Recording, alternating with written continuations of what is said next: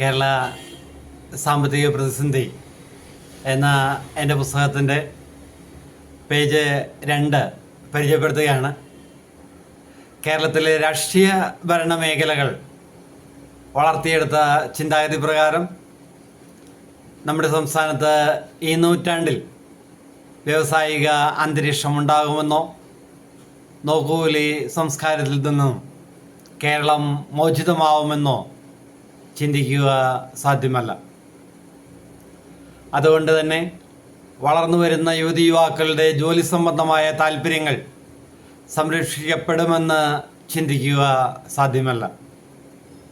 അതിനാൽ നമ്മുടെ കുട്ടികൾക്ക് അന്യ സംസ്ഥാനങ്ങളിലും അന്യ രാജ്യങ്ങളിലും ജീവിതമാർഗം തേടി പോകേണ്ടതായി വരുന്നു. ഇത്തരം ജോലി സാധ്യതകൾക്കും അഭിരുചികൾക്കും യോജിക്കുന്ന വിഷയങ്ങൾ തിരഞ്ഞെടുക്കാനുള്ള നമ്മുടെ വിദ്യാർത്ഥികളുടെ അവകാശം പോലും ഹനിക്കുന്നതാണ് നമ്മുടെ +2 തല വിദ്യാഭ്യാസ രീതി. നിശ്ചിത ശതമാനം വിദ്യാർത്ഥികൾക്ക് മാത്രം നിശ്ചിത വിഷയങ്ങൾക്ക് പ്രവേശനം നൽകിയാൽ മതി എന്ന് നമ്മുടെ സംസ്ഥാനത്തെ വിദ്യാഭ്യാസ മേഖലയെ നിയന്ത്രിക്കുന്ന രാഷ്ട്രീയ ഭരണ നേതൃത്വങ്ങൾ തീരുമാനിക്കുകയാണ്. അതുവഴി നമ്മുടെ സംസ്ഥാനത്തെ ഒട്ടനവധി യുവതി യുവാക്കളുടെ വളർച്ച മുരടിക്കുവാൻ ഇടയാക്കിയിട്ടുണ്ട്.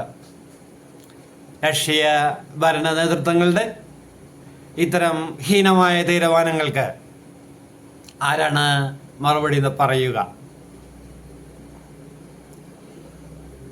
സ്കൂളുകളിലെ ലിബറലായ വാല്യുവേഷനും നമ്മുടെ സംസ്ഥാനത്ത് നിലനിൽക്കുന്ന സംവരണ രീതികളുമൊക്കെ കാരണം ഉന്നത നിലവാരം പുലർത്തുകയും എല്ലാ വിഷയങ്ങൾക്കും A+ ലഭിക്കുകയും ചെയ്ത വിദ്യാർത്ഥികൾക്ക് പോലും അവരുടെ അഭിരുചിക്കൊത്തതും ഭാവിക്ക് അനുയോജ്യവുമായ വിഷയങ്ങൾ തിരഞ്ഞെടുക്കുവാൻ സാധിക്കുന്നില്ല എന്നത് ആധുനിക കേരളത്തെ ആശങ്കയോടെ നോക്കിക്കാണാൻ നമ്മുടെ പുതുതലമുറയെ പ്രേരിപ്പിക്കുന്നു.